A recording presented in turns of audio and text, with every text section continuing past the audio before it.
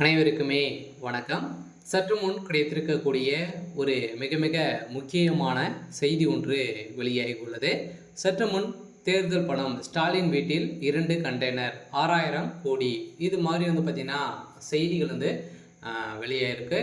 So இப்போ அதிரடியாக வருகின்ற 2026 சட்டமன்ற தேர்தல் வரப்போகுது. இந்த சட்டமன்ற தேர்தலுக்காக இப்போ அதிரடியாக ஆளுங்கட்சியாக இருக்கக்கூடியும் அதே மாதிரி எதிர்கட்சியாக இருக்கக்கூடிய ஸோ அனைவருமே பார்த்தீங்கன்னா தேர்தலுக்காக தேர்தல் மக்களுக்கு பணம் கொடுப்பதற்காகவும் பார்த்தீங்கன்னா நிறைய விதத்தில் பார்த்தீங்கன்னா மோசடிகள் செஞ்சுருக்காங்க. அந்த பணங்கள் அனைத்துமே கண்டெய்னராக பார்த்தீங்கன்னா சங்கங்கு முக்கிய அமைச்சர்கள் முக்கிய நிர்வாகிகளுடைய வீட்டிலும் பார்த்தீங்கன்னா பதுக்கக்கூடிய நிலை இப்போ உருவாகியிருக்கு. ஸோ இந்த நிலையில் தான் இன்று காலை அதிரடியாக பார்த்தீங்கன்னா முதல்வர் ஸ்டாலினுடைய பண்ணை வீட்டில் அதிரடியாக 2 கண்டெய்னர் புதியதாக நின்றிருந்த நிலையில் இதை கவனித்த அமலாக்கத்துறை அதிரடியாக பார்த்தீங்கன்னா முதல்வர் ஸ்டாலினுடைய வீட்டில் திடீர்னு சோதனை மேற்கொண்டாங்க.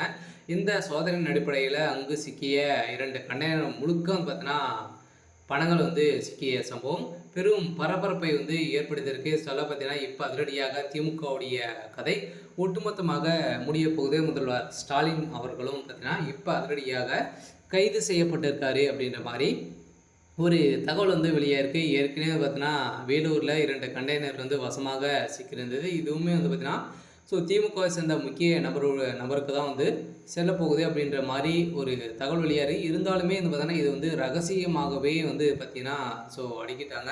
ஸோ இது தொடர்ந்து தான் பார்த்தீங்கன்னா இப்போ வேலூரிலும் அதே 2 கண்டெய்னர் பார்த்தீங்கன்னா லாரிகள் முழுக்க பணத்தோடு நின்று கொண்டிருந்ததாக கிடைத்த தகவலால் பொதுமக்கள் அந்த இடத்தில் பார்த்தீங்கன்னா குவிந்த சம்பவம் பெரும் பரபரப்பை ஏற்படுத்தியிருந்தது. இதை தொடர்ந்து தான் பார்த்தீங்கன்னா இப்போ அதிரடியாக முதல்வர் ஸ்டாலினுடைய வீட்டில் அதே மாதிரி சம்மந்தப்பட்ட இடங்கள் உதயநிதியுடைய சம்மந்தப்பட்ட இடங்களிலும் பார்த்தீங்கன்னா இப்போ ரெய்டுகள் நடக்குது. ஏற்கனவே பார்த்தீங்கன்னா